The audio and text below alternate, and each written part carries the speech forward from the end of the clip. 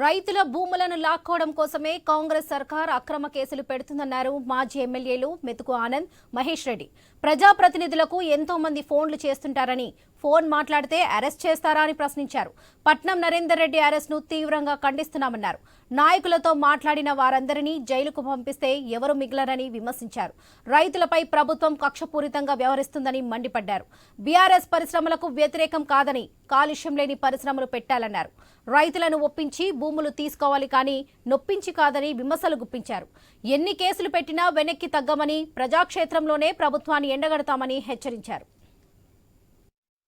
గారు 2 కిలోమీటర్ల దూరం లోపల లగచెర్ల గ్రామం లోపల గ్రామ సభ పెట్టినప్పుడు ఏంటంటే ప్రజలు ఎవ్వరు రాలేరంటే ఏమర్థం దాన్ని? ప్రజలకు ఇష్టం లేదు అనేటటువంటిది తెలిసిపోతుంది కదా. మరి అదే నివేదిక కలెక్టర్ కూడా రాసి పంపించేది ఉండే. గవర్నమెంట్ కూడా ఏం చేయాలంటే, అరే మనం గ్రామ సభ పెట్టినా ఇక్కడ ఎవరు కూడా రైతులు వస్తలేరంటే రైతులకు ఇష్టం లేదు అనేటటువంటిది అర్థం చేసుకొని నెక్స్ట్ ఏం చేయాలనేటటువంటిది ఆలోచన చేయాలా. అదే కాకుండా ఇప్పుడు అక్కడ ఉన్నటువంటి నిఘా వ్యవస్థ ఏం చేస్తుంది, పోలీసు వ్యవస్థ ఏం చేస్తుంది?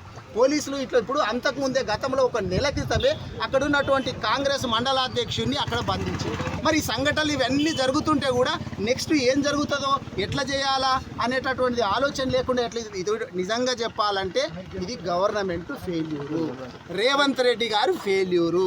మీరెంతమంది మీద కేసులు పెట్టినా, ఎంతమందిని జైళ్లకు పంపించినా భయపడేటటువంటి ప్రసక్తి లేదు. బీఆర్ఎస్ పార్టీ ఖచ్చితంగా ప్రజల పక్షాన నిలబడుతుంది. మిమ్మల్ని రాజకీయంగా బట్టలు ఊడదీస్తుంది. జరిగినటువంటి సంఘటన రైతులు మరి అధికారుల మీద దాడి చేసిందని ఏదైతే కుట్ర పన్ని అరెస్ట్ చేయడం జరిగిందో, మరి స్వయాన కలెక్టర్ గారే చెప్పారు ఇది దాడి కాదు, రైతులతో మాట్లాడడానికి వెళ్ళినాం, ఇక్కడ చిన్న తోపులాట జరిగిందని స్వయాన కలెక్టర్ గారే ప్రకటించింది.